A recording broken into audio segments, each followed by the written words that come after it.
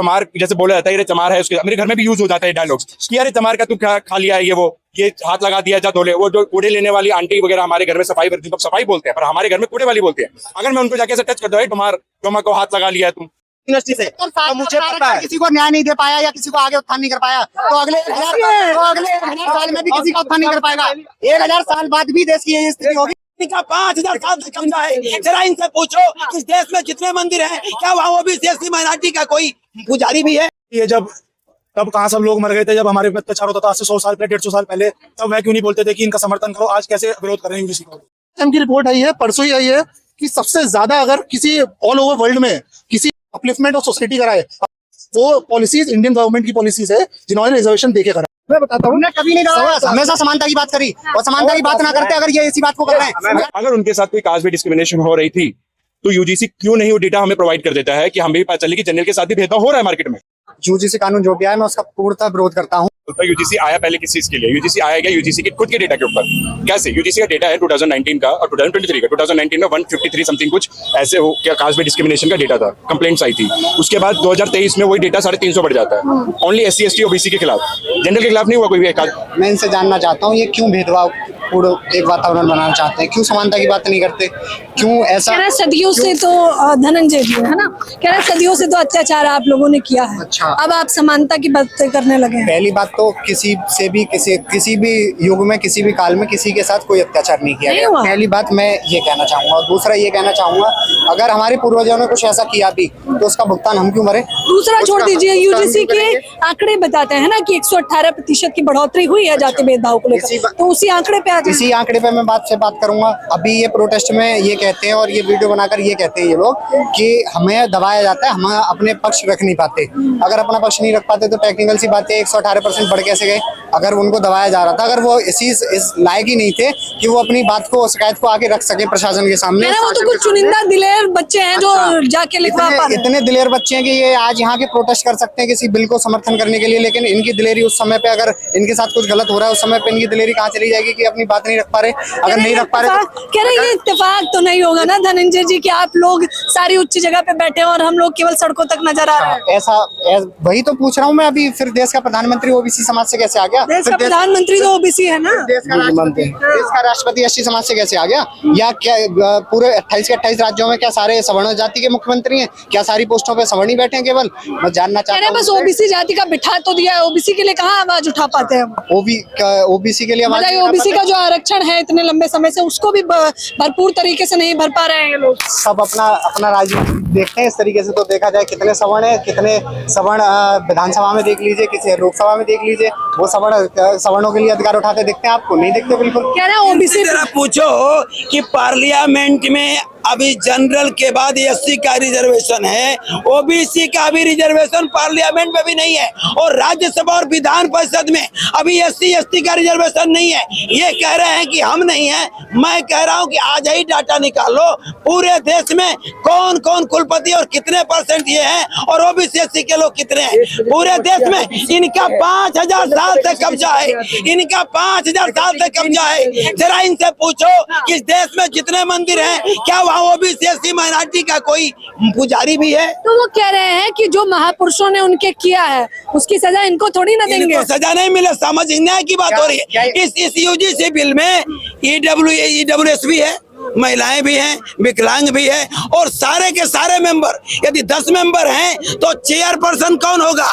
कुलपति, registrar, head, professor. ये बताओ, यदि जिले का SP कोई सवर्ण हो तो नीचे सिपाही वर्ण क्या कर लेगा? पूरे देश में ये लोग अपना वर्चस्व चाहते हैं। EWS पे कहीं विरोध नहीं किया था किसी ने, लेकिन जब हमारे हक और हुकूमत की बात करती है तो ये विरोध करना शुरू कर। EWS आया, किसको अधिकार देता है? 10% आरक्षण मिला, 10% आरक्षण मिला। आर्थिक तौर पे श्रवण समुदाय जो कमजोर है उसको देता है, तो नहीं मिलना चाहिए। जो सवर्ण समाज में गरीब व्यक्ति है क्या उसको अधिकार नहीं मिलना? बहुजन समाज में भी तो गरीब, तो उनको आरक्षण तो बहुजन समाज में जो गरीब है क्या उनको मिल नहीं रहा आरक्षण? क्या मिल नहीं रहा आरक्षण का? क्या क्यों पढ़कर नहीं आना चाहते? क्यों पढ़कर अपना हक नहीं मांगना चाहते? क्यों आरक्षण का सहारा लेना चाहते हो? तो ये कहते हैं जाति लिखना ये बंद कर दे, जाति लिखना बंद कर दे। हम जाति नहीं लिखते, ये जातिवाद ये बढ़ा है। ये 5000 साल से कम है, ये 5000 साल से कम। यहाँ बिल्कुल आरक्षण की कोई बात नहीं हो रही है। यूजीसी रेगुलेशन का बात किया जा रहा है कि जो भी भेदभाव होता है ना उसके खिलाफ यूजीसी रेगुलेशन आया है। क्या चाहते हैं? भेदभाव चलता रहे। हम चाहते हैं ऐसा कानून लाओ जो समानता की बात करे। यूजीसी का नया नियम पढ़ा। जिसके साथ भी गलत हो उसको न्याय मिलना चाहिए, उसके खिलाफ कार्रवाई होना चाहिए, करने वाले के सिर्फ मुझसे खिलाफ। बात करिए, मुझे ये जानना है यूजीसी का नया नियम पढ़ा, उसमें ईडब्ल्यूएस को भी शामिल किया गया, महिलाओं को भी शामिल किया गया, विकलांग को भी शामिल किया गया, एससी को भी शामिल किया गया, ओबीसी को भी। हाँ, आपकी भी महिलाएं शामिल हैं। बिल्कुल उसमें महिलाएं शामिल है, लेकिन सवर्ण, मैं बस ये पूछना चाहता हूँ, सवर्ण को क्यों उसमें ऐड नहीं किया गया? क्या सवर्ण सारे सवर्ण आज गलत करते हैं? क्या सवर्ण इससे मनुवादी को दिक्कत है, जो जाति भेदभाव करता है उसको दिक्कत है। क्या ये गलत डेफिनेशन जो मनुवाद की और उसकी देते हैं, ब्राह्मणवाद और मनुवाद, ये जो ब्राह्मणवाद और मनुवाद की बात करते हैं, इनसे अगर 10 लाइन बोलने को बोल दिया जाए ना कि ब्राह्मणवाद पे 10 लाइन बोलो तो इन पर 5 लाइन नहीं बोली जाएंगी। बताइए धनंजय जी, आप ब्राह्मण समुदाय से हैं? मैं ब्राह्मण समुदाय से नहीं हूँ, मैं क्षत्रिय हूँ और मैं एक राजपूत हूँ। राजपूत है, ओबीसी तबके में आते हैं? ओबीसी तबके में नहीं आता, जनरल तबके में आता हूँ और जनरल हूँ। मेरे पूर्वजों में 550 रियासतें इस देश को बनाने के लिए, इस देश को में समानता लाने के लिए मेरे पूर्वजों ने दी थी, और आज उन्हीं पूर्वजों की ये बात करते हैं कि जिन मेरे पूर्वजों ने इनके साथ अत्याचार। कह रहे हैं यूजीसी का नया कानून ठीक ढंग से पढ़ लेंगे तो उसके खिलाफ तो नहीं जाएंगे। यूजीसी कानून साम्राज्य जब से धरती की उत्पत्ति हुई थी तब से आपका साम्राज्य था वो। अच्छा, तो जब से नहीं था, जब जिसके पास सत्ता होती है उसके पास साम्राज्य होता है। जब हमारे पास था तो हमने दिया ना। आप दिया क्या? आज आप साम्राज्य की बात कर रहे हैं ना। आज इनका जहाँ घर है, क्या इनका सदियों से इनका घर वहीं था? नहीं था ना। आज इनका पोजीशन है तो आज इनका घर है। दे दो अपना घर इस देश के नाम, दे दो अपना घर इस देश के नाम। मैं अपनी पर्सनल प्रॉपर्टी है, वो आजादी के बाद की प्रॉपर्टी है, ठीक है, और वो रिटर्न में ऑन लीगल डॉक्यूमेंट्स में है, ठीक है। राजाओं की प्रॉपर्टी पर्सनल नहीं थी? सुनिए तो, वो पर्सनल प्रॉपर्टी थी। एक बार आप बता दीजिए, राजाओं की प्रॉपर्टी पर्सनल प्रॉपर्टी होती है? एक बार ये राजाओं की प्रॉपर्टी पर्सनल प्रॉपर्टी थी। सर, आपने ना प्रीवी पर्सेस वाले केसेस नहीं पढ़े हैं मुझे लगता है। अच्छा, आप इसलिए ये बात बोल रहे हैं। आप बता दीजिए। जो जब इससे पहले जमींदारी सिस्टम होता था, ठीक है, उसमें एक आदमी अपना कर डिसाइड करता था, तब एक तरीके से प्रोटेक्शन मिलता था। राजाओं की पर्सनल प्रॉपर्टी कोई नहीं होती है, जो जनता होती है, जो जनता यूजीसी से श्रवण को बाहर काहे किया आप लोग? ईडब्ल्यूएस भी तो उसमें शामिल है, कहाँ बाहर किया गया? की बात करने लगे, बिल्कुल सवर्ण है। जब कोई इकोनॉमिकली वीकर है उसको आरक्षण मिला, कोई आईएएस बन गया उसको भी आरक्षण मिलेगा, तो आपको दिक्कत नहीं है। क्रीमी लेयर की सुप्रीम कोर्ट ने गाइडलाइन दी, क्यों प्रोटेस्ट करने आ गए? क्रीमी लेयर पे? जो क्रीमी लेयर, बात सुनिए, अगर सुप्रीम कोर्ट ने इस पे रोक लगाई है तो ये सबसे पहले तो जितने लोग लॉ स्टूडेंट है इनको सुप्रीम कोर्ट पे विश्वास नहीं है तो इनको लॉ छोड़ देनी चाहिए। सबसे बड़ी बात तो ये है कि अगर सुप्रीम कोर्ट उससे पहले जो नया नियम आया था उसमें इन लोगों के पार्लियामेंट का था मैम, अगर ये लॉ स्टूडेंट है तो उस पर अगर सुप्रीम कोर्ट इस समय डिस्कशन कर रही है, निर्णय लेगी मार्च तक, वो उसने डेडलाइन दिया है तो उस तक वेट करो।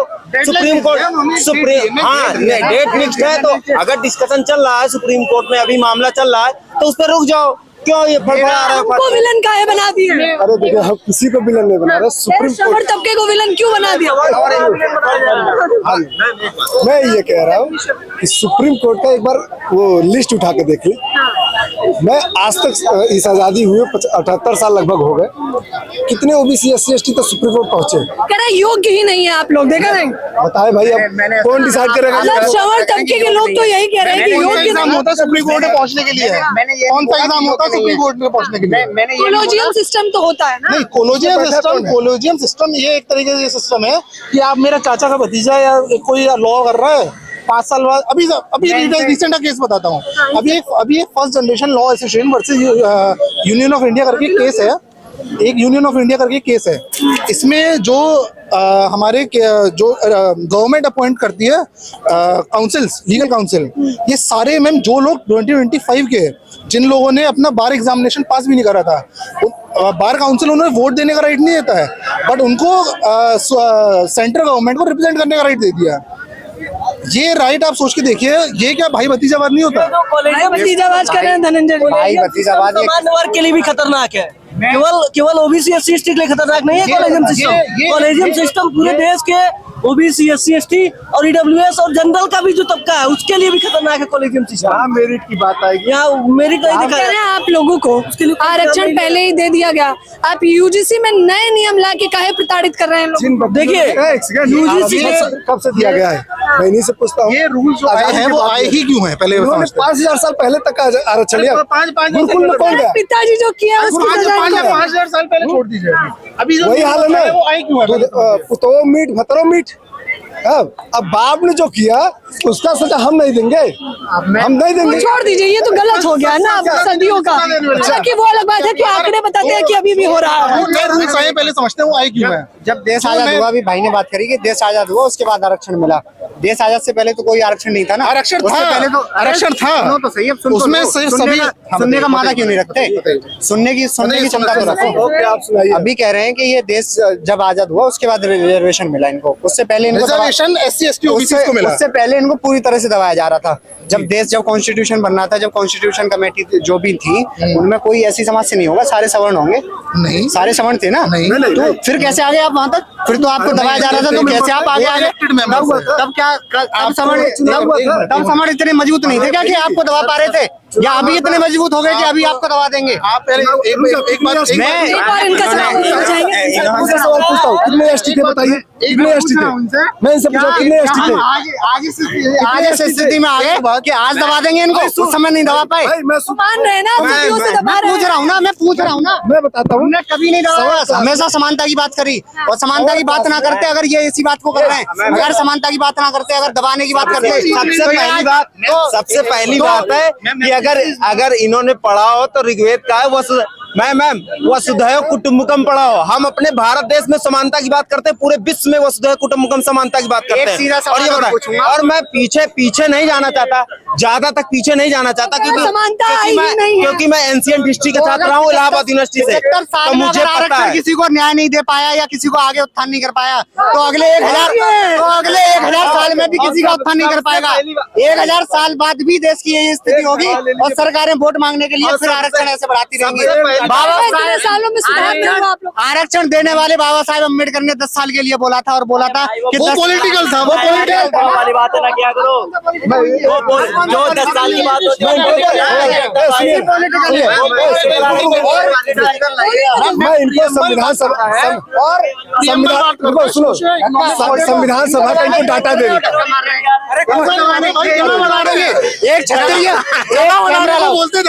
एक छत्रिय इनको दबा देगा। ये धक्का मार रहे हैं, भरी समाज में धक्का मार रहे हैं। अगर कोई व्यक्ति अपनी जगह बनाएगा, बदलने की बात है, ये मानसिकता बदलने सदियों से सुधार इनको अपने हक की मांग नहीं करनी, इनको मांग ये करनी है कि इनका आरक्षण। अगर कोई व्यक्ति अपनी जगह बनाना चाहे तो बोलते हैं उसे धक्का मार रहे हैं, अगर अपनी व्यक्ति जगह बनाना चाहे तो बोलेंगे जगह बनाओ ना, किसी को धक्का मार कर आप दिखाएंगे ये लोग सिर्फ बहस कर रहे हैं, डिबेट कर रहे हैं। ये लोग मच्छी मार्केट की तरह, मच्छी मार्केट की कोई बहस होती है। पहले बताओ, 1 मिनट, रिपब्लिक टीवी तो नहीं चल रहा है यहाँ पे कि पैनल बिठाया भै कुछ भी इररिलेवेंट चीजें बोलते जाओ। यूजीसी रेगुलेशन की बात करेंगे, बस उसी की बात करेंगे। वो कह रहे हैं कि सदियों में अगर आपका आरक्षण लेके सुधार नहीं हुआ है तो अब सालों तक आपका सुधार नहीं होने वाला है। क्यों धनंजय जी? 1 मिनट, ये किसने बोला? ये बोल 1 मिनट, ये अरे 1 मिनट, मैं जिससे शिफ्ट करूंगी केवल वही जवाब देगा। बस मैम ऑक्सफैम की रिपोर्ट आई है, रुकिए, सुनिए दो भाई एक लाइन में खत्म करना। हाँ, ऑक्सफैम की रिपोर्ट आई है, परसों ही आई है, कि सबसे ज्यादा अगर किसी ऑल ओवर वर्ल्ड में किसी पॉलिसी ने किसी एक अपलिफ्टमेंट ऑफ सोसाइटी करा है, upliftment of down thrown section करा है, वो पॉलिसीज इंडियन गवर्नमेंट की पॉलिसीज है जिन्होंने रिजर्वेशन देके करा है। अब इनका जवाब दे दीजिए आरक्षण पे, जो उन्होंने कहा कि कब तक और चाहेंगे आपको कोई सुधार नहीं होगा। Who is he? धनंजय जी हैं। Who is he? How can he say कि कभी नहीं हटेगा? पार्लियामेंट में लोग बैठे हैं जिनके हमारे रिप्रेजेंटेटिव हैं, वो डिसाइड करेंगे कैसे हटेगा कैसे नहीं हटेगा। क्या नहीं हटेगा, इट्स अ वेग थिंग कि आप नहीं बता सकते कब हटेगा। ऑब्वियस ही बात है, प्रोग्रेसिव नेशन है, 2047 विकसित भारत का नारा है, होगा नहीं होगा हमें नहीं पता, जब 2047 आएगा तब हमें पता चलेगा विकसित हुआ नहीं हुआ। तो ये जो है ना फ्यूचर की बात, फिलहाल के लिए कह रहे हैं यूजीसी नहीं चाहिए हमें, बात खत्म।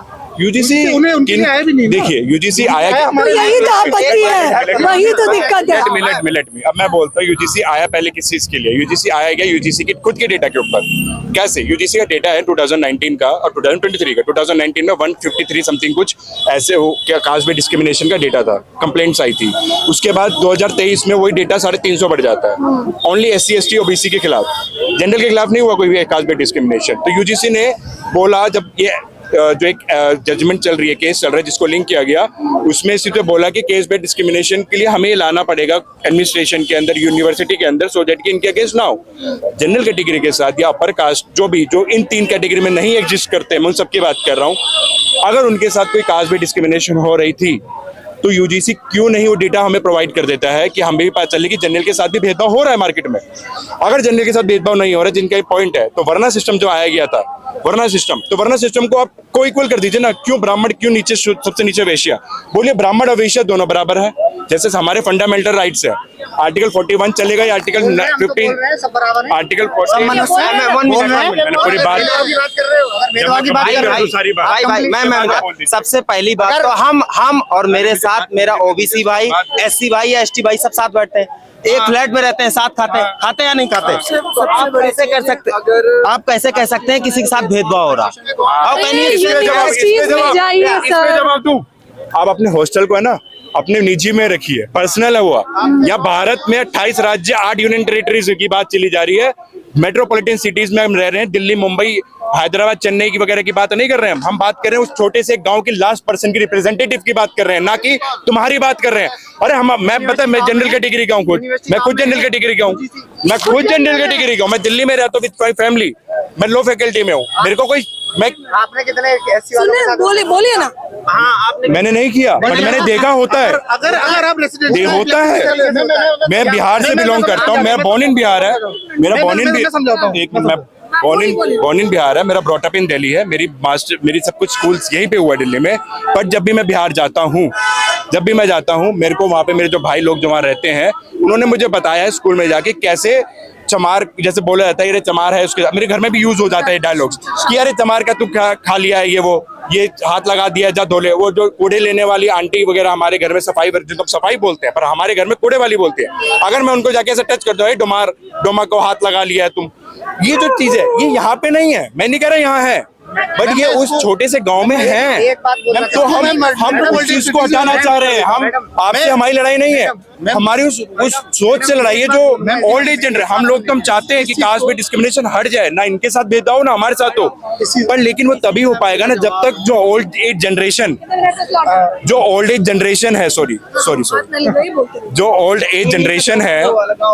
एज जनरेशन हम उनको बदलने की कोशिश कर रहे हैं। हम तो यंग हैं, हम तो करेंगे, हम तो आगे जाके हम जब पार्लियामेंट में जाएंगे हम ये सब हटवा देंगे, पर हमें जब मौका मिलेगा तब ना। एक सवाल में मुझे एक ही लाइन में आप लोगों का जवाब चाहिए, सिर्फ एक सवाल, और क्योंकि ऑलरेडी काफी लंबा वीडियो हो चुका है तो इसलिए सिर्फ आखिरी सवाल से हम इनसे अंत करना चाहेंगे। सवाल यह है कि यूजीसी के नए नियम पर भले ही सर्वोच्च न्यायालय ने फिलहाल के लिए रोक लगा दी गई है, लेकिन क्या ये एक एक करके यूजीसी के समर्थन में है या विरोध में? बाकी की कहानी आपको खुद समर्थन में है या विरोध? पूरे कानून नाम के साथ बताइए। मेरा नाम आशीष अद्वैत है। मैं इसके जो सुप्रीम कोर्ट का निर्णय आएगा मैं उसके सपोर्ट में रहूंगा, क्योंकि मैं लॉ स्टूडेंट हूँ, तो जो सुप्रीम कोर्ट बोलेगा उसको मानना चाहिए सभी। रोक के लिए समर्थन में। हाँ, यूजीसी कानून जो भी आया मैं उसका पूर्णतः विरोध करता हूँ। और जब तक सुप्रीम कोर्ट या सरकार ऐसा कोई नियम नहीं बना देती जो समानता की बात करे, तब तक हम ऐसे विरोध को जाहिर रखेंगे, प्रदर्शन करते रहेंगे। बताइए।